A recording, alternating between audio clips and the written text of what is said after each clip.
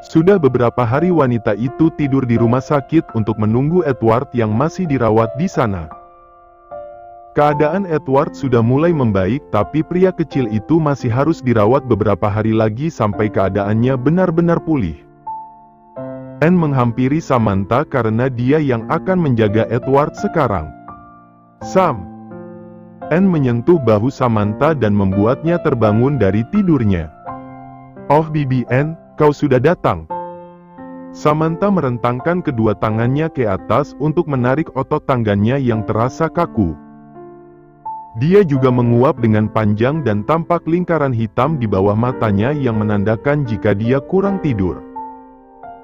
Bagaimana keadaan pria kecil kita? Anne bertanya dan menyodorkan segelas kopi hitam yang diminta oleh Samantha jika dia datang ke sana. Keadaan Edward sudah membaik. Samantha mengambil kopi itu dan segera menyeruputnya. Dia benar-benar lelah karena harus mengurus Edward dan tidak bisa tidur di rumah sakit. Samantha sangat benci bau rumah sakit, tapi dia berusaha bertahan demi Edward. Apa dokter belum mengizinkannya untuk pulang? Tanya Anne lagi. Entahlah, dokter bilang Edward harus dirawat beberapa hari lagi. Jawabnya. Oh, aku hanya kasihan padamu, kau tampak kelelahan. Apa kau tidak memberitahu suamimu tentang keadaan Edward? Siapa tahu suamimu akan pulang saat mendengar Edward sedang sakit. Saran Bibi Anne. Dia sangat penasaran dengan sosok suami Samantha dan tidak hanya itu, dia sangat iba melihat Samantha berjuang sendiri untuk Edward. Aku sudah menghubunginya tapi suamiku tidak menjawab sama sekali, dustanya. Kenapa begitu? Tanya Anne lagi dengan penasaran. Entahlah, mungkin dia sibuk. Jawab Samantha. Sam, dengarkan aku. Anne menyentuh bahu Samantha sedangkan Samantha melihat wajah Bibi Anne yang tampak serius. Jika suami istri tinggal terpisah, kemungkinan besar akan ada salah satu yang berselingkuh. Aku bukannya menuduh suamimu, tapi aku hanya menasehatimu saja. Jangan biarkan suamimu terlalu lama di luar kota karena jika dia berjauhan dengan istrinya, maka dia akan gampang digoda oleh wanita lain dan melupakan kalian yang menunggunya kembali. Nasihat Anne panjang lebar. Samantha memijit pelipisnya sejenak. Bagaimana cara menjelaskan pada Anne supaya wanita itu tidak curiga jika Edward bukanlah anaknya? Ya, aku tahu.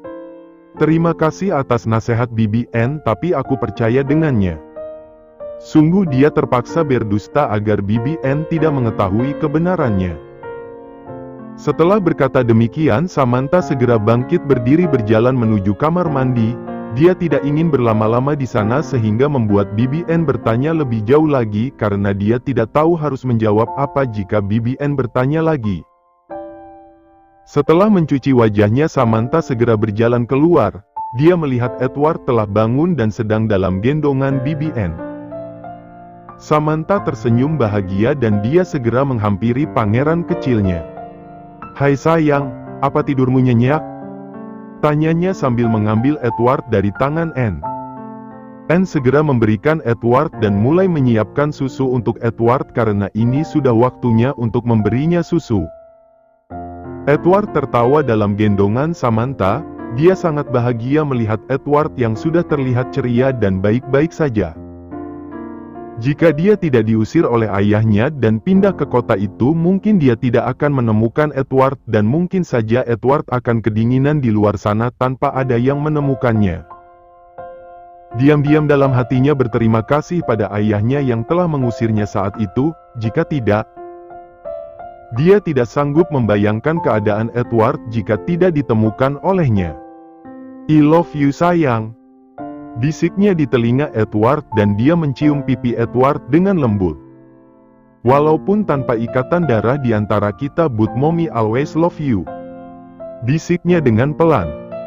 Saat itu pintu ruangan itu terbuka dan dokter yang merawat Edward masuk ke dalam. Dokter, apakah Edward sudah boleh pulang? Tanya Samantha dengan tidak sabar. Melihat kondisi Edward, 2 hari lagi boleh pulang. jawab dokter itu. Samantha sangat merasa lega.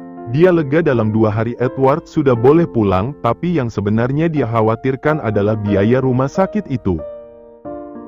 2 hari lagi berarti genap 1 minggu Edward dirawat di sana, dan dia baru membayar 10% dari biaya rumah sakit itu.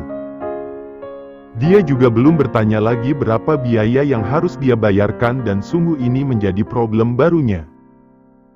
Setelah dokter selesai memberikan vitamin untuk Edward dan keluar dari ruangan itu, Samantha segera meraih tasnya.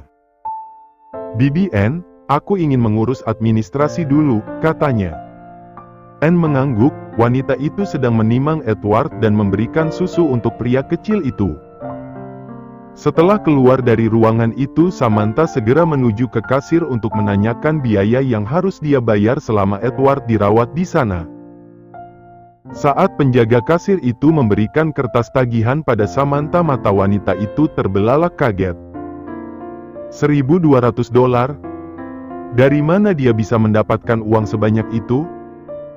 "Maaf, apa tagihan ini tidak salah?" Tanyanya tidak percaya pada penjaga kasir di sana. "Tidak Nyonya, itu sudah termasuk biaya kamar, dokter dan obat-obatan untuk anak Nyonya," jelas petugas kasir itu. Boleh aku mempelajarinya terlebih dahulu?" Tanyanya lagi. Bagaimanapun dia tidak ada uang sebanyak itu saat ini untuk membayar semua tagihan yang ada. "Tentu Nyonya, Anda bisa melunasinya saat anak Anda keluar dari rumah sakit dan tentu saja biayanya akan bertambah." "Aku mengerti, terima kasih." Setelah berkata demikian, Samantha memasukkan surat tagihan itu ke dalam tasnya. Dia bingung harus mendapatkan uang sebanyak itu dari mana, belum lagi ditambah biaya 2 hari ke depan. Wanita itu berjalan dengan lemas dan masuk kembali ke dalam ruangan Edward. Di dalam sana tampak Bibi Ann sedang menepuk-nepuk Edward agar bayi kecil itu tidur. Samantha mendekati Edward dan melihatnya. Bagaimanapun caranya dia akan berusaha mendapatkan uang untuk membayar biaya rumah sakit itu. "Bibi Ann, aku berangkat kerja dulu. Izinnya." Walaupun dia bertekad demikian, tapi dia tidak tahu harus mencari kemana uang sebanyak itu. Ibu Edward memang meninggalkan uang yang banyak, tapi dia tidak mau memakai sepeser pun uang dari wanita yang telah tega membuang anaknya. Lagi pula dia masih memiliki waktu 2 hari dan dalam 2 hari itu dia sudah harus memiliki setidaknya $2.000 untuk melunasi semua biaya rumah sakit. Mungkin dia harus meminta bantuan sahabatnya dan dia berharap Amber dapat membantunya jika tidak. Dia harap dia diberi jalan keluar untuk masalah ini, jika tidak juga, mungkin dia harus menggunakan uang yang ditinggalkan oleh Ibu Edward, tapi selama masih ada jalan, maka dia tidak akan menyentuh sepeser pun uang itu. "Hei Nona, apa kau punya mata?" maki seorang pengunjung kafe karena tanpa sengaja Samantha menumpahkan minuman yang sedang dibawanya dan mengenai tamu yang dia lewati. Seharusnya dia berhati-hati karena sedang bekerja, tapi pikiran dan hatinya entah kemana. "Aduh, maafkan saya Tuan." Samantha membungkukkan badannya dan meminta maaf pada tamu itu. Tidak biasanya dia melakukan kesalahan, tapi Samantha benar-benar pusing memikirkan uang untuk membayar biaya rumah sakit Edward. "Sam, kamu kenapa? Kau melamun sedari tadi?" tanya sahabatnya Amber saat wanita itu telah kembali. "Maaf, aku hanya sedang tidak fokus," jawabnya. "Apa kau sedang ada masalah?" Samantha mengangguk dan memandang sahabatnya dengan lekat. "Ada apa? Coba katakan padaku." "Amber, bisakah kau menolongku?" tanyanya. "Apa?" Samantha menarik nafasnya sejenak. "Bisakah kau meminjamkan aku uang?" tanyanya dan dia tertunduk malu karena untuk seumur hidupnya baru kali ini Samantha meminjam uang pada orang lain. Sejak kecil dia tidak pernah kekurangan uang, bahkan apapun yang dia inginkan pasti diberikan oleh kedua orang tuanya. Tapi itu dulu, sekarang dia tidak bisa lagi bergantung kepada kedua orang tuanya dan demi Edward dia akan membuang semua egonya. Kau butuh berapa? Tanya Amber kemudian. Aku butuh $2.000. Katanya dengan tidak enak hati. Amber menggaruk pelipisnya sejenak. Sorry Sam, kalau sebanyak itu aku tidak punya. 2 minggu lagi gajian mungkin aku bisa meminjamkan $300 untukmu. Tawar sahabatnya. Samantha tersenyum dengan getir, dia butuh uang itu 2 hari lagi, mana bisa menunggu sampai mereka gajian. Terima kasih Amber, aku tidak bisa menunggu sampai kita gajian. Tolaknya. Apa sudah begitu mendesak? Tanya Amber lagi. Ya. Aku butuh uang itu 2 hari lagi, jika kau tidak ada tidak apa-apa. Aku akan coba pinjam dengan yang lain. Kenapa kau tidak coba pinjam dengan manajer? Siapa tahu dia bisa meminjamkannya untukmu. Samantha melihat sahabatnya itu, feed Amber tidaklah buruk. Mungkin dia harus mencoba meminjam uang pada manajernya. Akan aku coba, katanya kemudian. Maaf tidak bisa membantumu Sam. Amber berkata demikian karena dia tidak enak hati pada sahabatnya. Samantha hanya tersenyum simpul. Nanti setelah pulang kerja dia harus menemui manajernya untuk mencoba meminjam uang. Baiklah, mari kembali bekerja, ajaknya. Mereka kembali sibuk melayani para tamu yang datang dan tanpa terasa waktu begitu cepat berlalu dan sudah saatnya shiftnya diganti dengan pegawai lain. Tidak ingin membuang waktu, Samantha segera mencari mangernya dan saat itu, Samantha sedang berdiri di depan ruangan manajernya. Sebelum memberanikan diri mengetuk pintu ruangan itu, Samantha menarik nafasnya dengan panjang dan menghembuskannya dengan perlahan. Dia benar-benar harus membuang egonya demi mendapatkan uang untuk biaya rumah sakit Edward tanpa menyentuh uang yang ditinggalkan oleh ibu Edward. Jika tidak demi Edward, Samantha tidak akan pernah mau melakukan itu. Dia segera mengetuk pintu ruangan manajernya dan dari dalam sana terdengar suara seorang pria. Masuk. Tanpa ragu Samantha membuka pintu ruangan itu dan masuk ke dalam. Malam Tuan Ray. Sapanya dengan sopan. Samantha ada perlu apa? Tanya manajernya yang masih muda itu. Maaf mengganggu waktu Anda, saya cuma... Samantha menghentikan perkataannya karena dia sangat canggung untuk mengatakannya. Duduklah, jangan canggung begitu, kata pria itu. Terima kasih, jawab Samantha dengan sopan. Jadi ada perlu apa?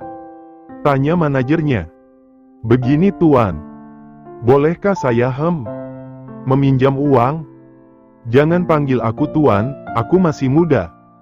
Panggil namaku saja, pinta manajernya sedangkan Samantha mengangguk. Jadi kau kemari mau meminjam uang? Samantha kembali mengangguk karena itulah tujuannya. Berapa yang kau butuhkan? $2.000. Jawab Samantha dengan malu. Ray menatap wanita itu dengan lekat. Samantha belum lama menjadi pegawai di sana, kenapa sudah berani meminjam uang? Tapi jika Anda tidak bisa meminjamkannya juga tidak apa-apa, kata wanita itu lagi. Siapa bilang aku tidak bisa meminjamkan? Untukmu? Tanya Ray pula. Samantha hanya diam menatap pria itu. Ingin rasanya dia menghilang dari sana karena dalam kamus hidupnya Samantha Jackson tidak akan pernah merendahkan diri untuk meminjam uang pada orang lain.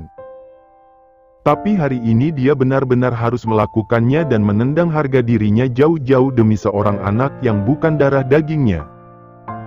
Jadi Anda mau meminjamkan saya? Tanyanya dengan tidak sabar. Dia tidak sabar ingin pembicaraan itu cepat selesai. Apa yang bisa aku dapat? Tanya manajernya. Maksud Anda? Tanyanya tidak mengerti. Uang sebanyak itu apa yang bisa aku dapatkan sebagai jaminannya? Maaf, saya tidak bisa memberikan apa-apa. Tapi saya tidak akan kabur dan pasti akan membayarnya. Jawab wanita itu. Tidak ada jaminan, aku tidak bisa meminjamkannya padamu. Tolak manajernya.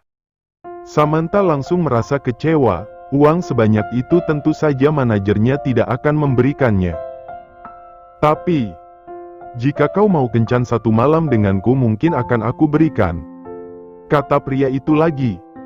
Samantha memejamkan matanya dan mengepalkan tangannya untuk berusaha tenang di hadapan manajernya.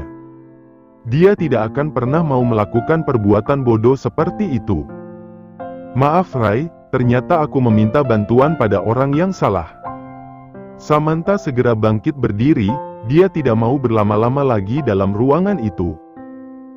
Tunggu, panggil Ray dan menghentikan langkahnya. Sam, aku hanya bercanda denganmu, duduklah kembali, kata pria itu lagi. Samantha mengikuti perkataan manajernya dan duduk kembali ke kursinya. Aku akan meminjamkan uangnya untukmu, ini uang pribadiku dan tidak menggunakan uang kafe ini. Tapi, manajernya menghentikan ucapannya dan menatap wanita itu dengan tajam. Mendengar itu Samantha merasa sedikit lega. Tapi apa? Tanyanya penasaran. Kau harus menemaniku makan malam, kata pria itu lagi. Samantha menatap pria itu, dia tidak mengerti kenapa harus mengajaknya makan malam.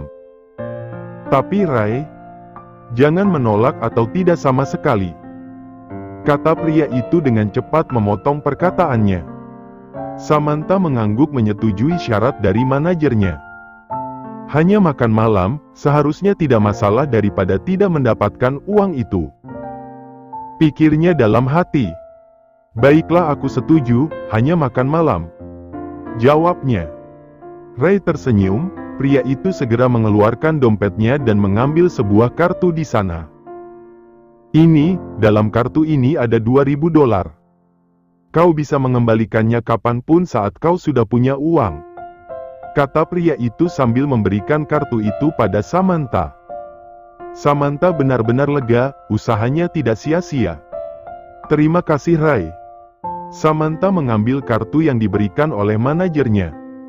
Tentu, ingat janji makan malamnya, bujar pria itu sambil tersenyum.